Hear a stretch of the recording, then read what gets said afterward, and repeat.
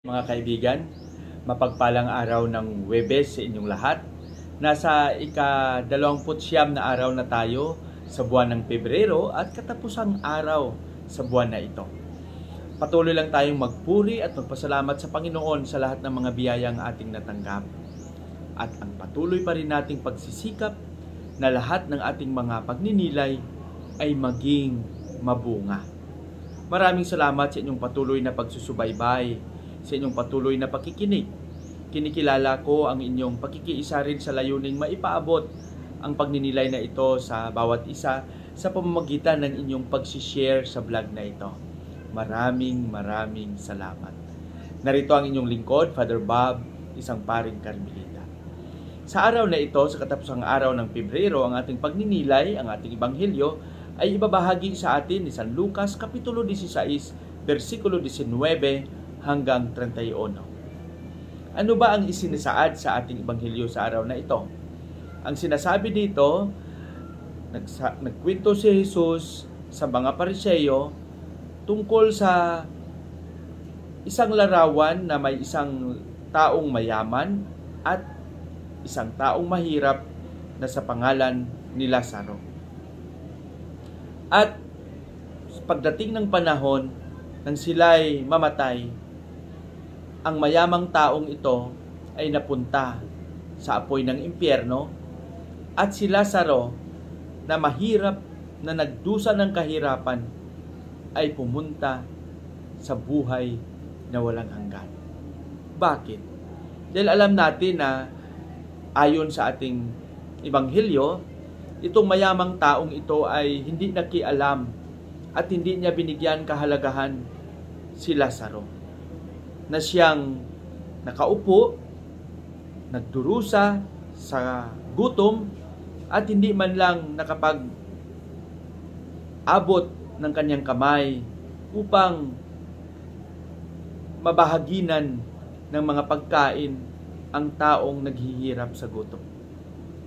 Kaya, nang dumating ang panahon, dahil sa kanyang pag-uugali, ay napunta siya sa apoy ng impyerno. Mga kapatid, mga kaibigan, kung bigyan natin ng malalim na pag-analisa ang ating pagbasa sa araw na ito, dito mapansin natin na ang patuloy na pagbibigay halaga at pagtupad sa ating tungkulin, lalong-lalo na ang tungkulin natin sa ating kapwa, ay siyang paraan at pagpapahayag ng ating pagmamahal sa Panginoon.